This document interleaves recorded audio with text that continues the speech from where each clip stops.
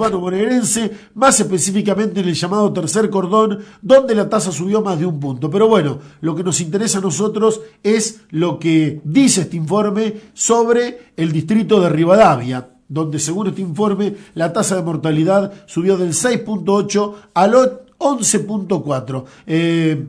Saludamos a través de la línea telefónica al doctor Pablo Cabaleiro, director de salud del municipio de Rivadavia, para hablar precisamente este tema. Pablo, ¿qué tal? ¿Cómo te va? Buen día. Hola, ¿cómo estás, Ricardo? Buen día. Bueno, agradecerte que nos atiendas. Bueno, Pablo, bueno, preguntarte por este título que salió a nivel provincial y que habla de que en Rivadavia subió la tasa de mortalidad infantil. ¿Qué hay de cierto? ¿Qué no hay de cierto en esto? ¿Qué nos podés decir al respecto vos? Mira, yo me enteré de esto porque me llamó un colega tuyo ayer por lo mismo, y después, bueno, yo no, la verdad es que no soy de usar redes sociales, y me mostraron en Facebook que había salido un informe de, no sé, es una consultora, no me acuerdo bien el apellido, pero que está... Fundación Soberanía Sanitaria se llama. Claro, que está el doctor Kreplak, que fue viceministro de Salud. Bueno, vi un poco el desglosado. Mira, como que me retumba mucho el teléfono, ¿puede ser? A ver si le sacamos un poco de retorno, a ver si se puede escuchar mejor. Sí. Porque si no me escucho yo todo el tiempo. Está. Sacale un poco de retorno, Diego. Ahí está. Mira, Ricardo, es más o menos así. Yo acabo de hablar hace un rato con Región Sanitaria, donde está la doctora Tavares, que es la epidemióloga que tenemos en Región Sanitaria, para ver si yo, en el análisis que había hecho, estaba confundido, digamos, o no. Porque esto es importante aclarar. Yo cuando vi en el Facebook lo vi desde un punto de vista político, donde decía vamos a ver a quién tenemos que votar y ese tipo de cosas. A mí, no sé, la verdad que me molestó bastante, porque me parece que no son cosas para jugar, digamos, ni para... Seguro. Como para hacer campaña. Te digo cómo es la cosa. En América, como en los alrededores de América, hay más o menos, para decirte un número, alrededor de entre 250 y 300 nacimientos años. ¿Sí? Por ejemplo, en Tejedora hay un poco menos, hay 150, en Trenquelauquen hay 700, pero algunos más, algunos menos, depende un poco de la población de cada partido. O sea, que para contar datos estadísticos, son números muy chiquitos. La mortalidad infantil se mide por cantidad de funciones de nacidos vivos menores de 1 año sobre 1000. ¿Sí? O sea, cada 1000 nacidos vivos, ¿cuántos menores de 1 año fallecen? Está. ¿Sí? Sí, sí. Después, eso está dividido después en causalidad, ¿no? Porque hay distintas causas de eso. Seguro. ¿Sí? Entonces, para decírtelo de alguna manera, para medir mortalidad infantil, en América no hay 1000 nacimientos por año, ¿de acuerdo? Claro, hay 300. Más o menos 300. Entonces yo hago ese porcentaje. Si por ejemplo, en el año pasado, donde está hecho ese informe, ahí dice 264. Sí, 263 ¿sí? Dice. O 263, sí. Bueno, sí, perfecto. Esos datos son chupados de Región Sanitaria, que a su vez son los datos que mandamos nosotros. ¿Sí? Si hay un fallecido en 263, significa que sobre 1000 tendría que ser una regla de 3 como para saber más o menos cuántos hay, ¿sí? Está. Y sobre eso se sacan porcentajes, ¿sí? Entonces, habitualmente lo que pasa es que o no hay, o hay un fallecido vivo, un fallecido menor de 1 año, ¿sí? Entonces eso te da una mortalidad de más o menos 4, 5, 6%, depende de la cantidad de nacimientos que haya. ¿Sí? Está. Ahora, si en 1 año, como pasó el año pasado, vos tuviste más de un fallecimiento, entonces ese número se duplica automáticamente.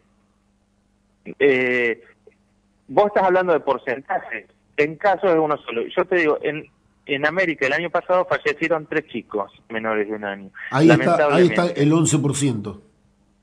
Ahí está el 11%. Claro. Y lamentablemente, yo te digo, uno de los chicos falleció en La Plata y fue diagnosticado de una malformación cardíaca, nació, me acuerdo. En el momento en que iba a ser operado, ahí falleció.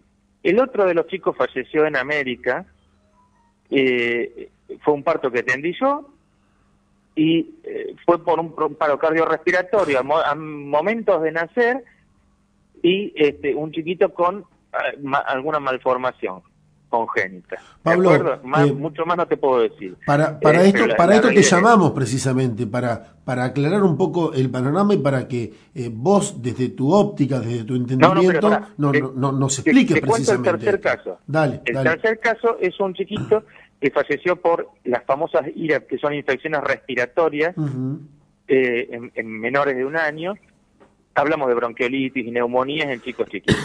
Un chiquito que fue nacido prematuro, que nació en Junín, después fue dado de alta, vino a América, lamentablemente tuvo una infección respiratoria y falleció, y terminó falleciendo en Junín. Los 3 chicos, los 3 casos son de América. A veces es feo tener que explicar estas cosas porque es terrible para la mamá que está escuchando esto, es terrible. Ahí tenés el aumento del porcentaje. Ahora, si yo me fijo en este año, gracias a Dios, no ha fallecido ningún chico. ¿Eso qué significa? Que entonces este año soy Dios y bajé la mortalidad infantil a 0. No es así.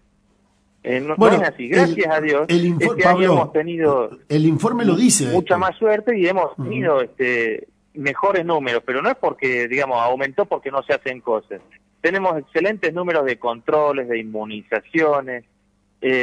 Vos viste que yo no salgo mucho, no soy muy, digamos, de salir a la radio ni decir esto, pero la verdad que este tema es lastimoso la manera que se plantea. Está bueno que lo expliques para que la gente lo entienda, porque, por ejemplo, en la misma situación que está Rivadavia, por ejemplo, cuentan de Alberti, que el año pasado, el 2015, tuvo una tasa del 0%, y ahora tuvo una tasa del 14.7%, o sea, han fallecido 2 o 3 chicos. Exactamente lo que te estoy diciendo, Alberti tiene mucho menos nacimiento de lo que tenemos acá en América. Tal cual. Yo tengo una compañera de residencia viviendo ahí en Alberti.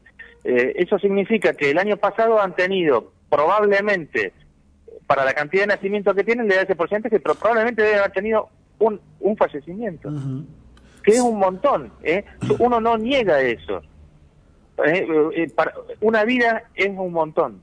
Seguro. Lo que pasa es que cuando uno habla de números, tiene que saber de cómo habla de números o cómo se expresa, porque el que no maneja los números así, lo único que ve son aumentos y así no logramos nada. Me parece que no es la forma de crecer. Lo primero que se piensa es que, no, como decís vos, no se está haciendo nada en materia de salud. Claro, bueno, a mí me saca un poco de crisis, porque yo veo cómo laburan los pediatras, veo cómo hacemos las inmunizaciones y todas las cosas para hacer prevenciones respecto a disminuir la mortalidad, cómo fomentamos la lactancia, cómo damos la leche maternizada. Bueno, uno hace un montón de acciones para prevenir este tipo de cosas. Tal cual. Entonces, sí, la verdad, cuando se muestra así, con números y nada más, sin respetar todo el trasfondo, y que lo ponen, fijémonos a quién van a votar, a mí, en definitiva, la gente va a votar a quien quiera votar. Pero esto no me parece que sea un tema, digamos, como para alegremente de poner unos cartelitos así. Me llama la atención. Lo que vos decís, el tema de politizarlo, lo han hecho a través de las redes sociales. Nosotros simplemente publicamos en Master News el informe de esta Fundación Soberana Sanitaria. Yo habitualmente no uso, uso, ni contesto, ni nada. No. Pablo, ¿y ustedes van a tratar de comunicarse con esta gente de Fundación Soberanía Sanitaria o no? Para explicarles un poco la situación, porque digo, esto no solamente lo publicamos nosotros, Ricardo, ha salido en todo el ámbito de la provincia de Buenos Aires. El doctor que publica esto, que es el doctor Kreplak, Paz Ajá. fue viceministro de Salud y es médico sanitarista. Él me podría dar clase a mí de cómo se hace esto. O sea, esto es lo saben antes de publicarlo. Lo saben y saben cómo lo dirigen. Lo tienen clarísimo. Ya sabe cómo son estos números y cómo me varían o no. Claro. De todas maneras, la nota habla, a nosotros nos llama la atención por los números de la cuarta sección, como dice ahí, los pueblos que vos viste. Pero lo que habla de crecimiento es en el tercer cordón conurbano. Yo la leí la nota. ¿No? Seguro, sí, es lo primero que dice. Que el tercer cordón es donde la tasa subió más de un punto. Lo que saca, digamos, en esa nota es eso. Y después habla de la cuestión electoral. Si vos te pones a pensar la cantidad de nacimientos que hay en el tercer cordón urbano y todos los que hay en la cuarta sección electoral, probablemente sea muchísimo menos toda la sección cuarta que lo que está en el conurbano. Es cierto. Es cierto. Pablo, nada, queríamos tener tu opinión con respecto a esto porque nos parecía importante dar a conocer cómo es el tema realmente, ¿no? Sí, mirá, nosotros estamos preocupados por este tema y de hecho se está viendo y hemos tenido varias reuniones ya de generar, por ejemplo, un centro de neonatología que esté cerca de todos los distritos chicos, como por ejemplo puede ser Pellegrini, América, Tejedor, Tres Lomas, Aliquilo, que uno de los lugares puede ser Trenquelauquen, por ejemplo, para no tener que viajar con chicos prematuros y derivar a chicos de bajo peso durante 400 kilómetros con una bolsa, o sea, bolseándolos o generándoles oxígeno, digamos, mediante un ambú, que es un tiempo precioso que se pierde en el traslado. O sea, nosotros estamos interesados en esas cosas y en disminuir un montón de cosas. Por eso estos datos, cuando son así, dados, digamos, a la población en general, que no conoce el trasfondo o cómo son los números en general, o en realidad cómo se hace para investigar y dar bien, digamos, todo el trasfondo. Si vos ves nada más que un numerito y te dice así, decís, pucha, mirá, está todo mal. Y no es así. Tal cual. La creación del Centro Regional de Neonatología tuvo que ver con la reunión esta que mantuvieron en Trenquelauquen la semana pasada. Esa fue una de las reuniones donde se reunieron unos cuantos intendentes y que están con un grupo que se llama RIL, y además nos reunimos los secretarios de salud, como nos reunimos habitualmente una vez por mes más o menos, y este tema hace ya un año y pico que viene dando vueltas y bueno, no es algo fácil de llevar a cabo, y necesita muchos recursos económicos y humanos, y muchas veces el recurso humano es más difícil de conseguir que el económico. Claro. En recursos humanos me refiero a neonatólogos y enfermeras especializadas en neonatología. Claro.